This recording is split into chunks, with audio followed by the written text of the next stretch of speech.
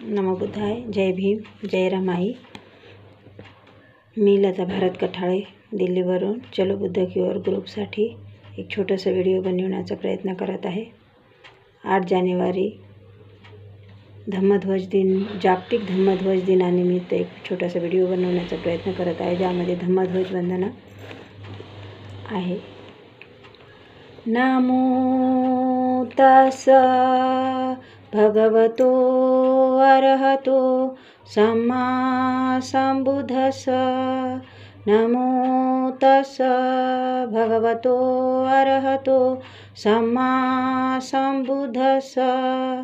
नमो तस्स भगवतो अरहतो सम्मा संबुद्धस्स. धम्मध्वज वंदना.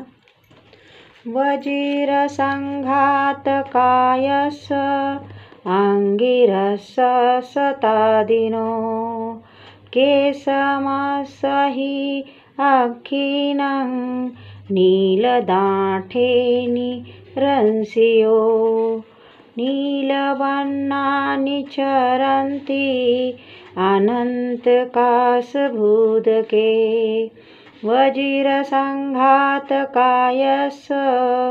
अंगिरस्स शतादिनो छवितो चवक्षिणं पीतद्धाणिः रस्यो पीतवर्णानि चरन्ति अनन्तकाशभूदके.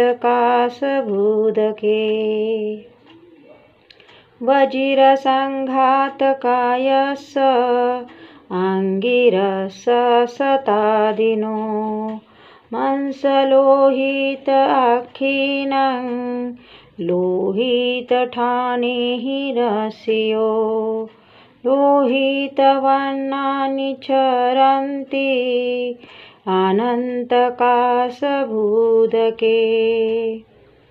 वज्रसंघातकायस्स अंगिरस्स शतादिनो अठिदन्ते हि अक्षिणं श्वेतठाणिः रस्यो श्वेतवर्णानि चरन्ति अनन्ताकाशभूदके. वज्रसंघातकायस्स अंगिरस्स शतादिनो तेषं शरीराणं नानाठाणैः रस्यो मज्जिठकानि चरन्ति अनन्तकाशभूदके. वज्रसंघातकायस्स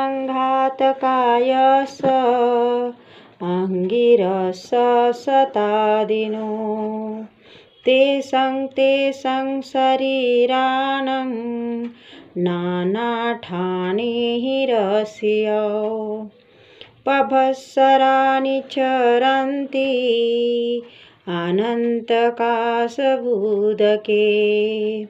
वज्रसंघातकायस्स अंगिरस्स शतादिनो एवं सबं रसेहि निचरन्तं विशोदिश अनन्त अधोउदच्च अमतं व मनोहरं.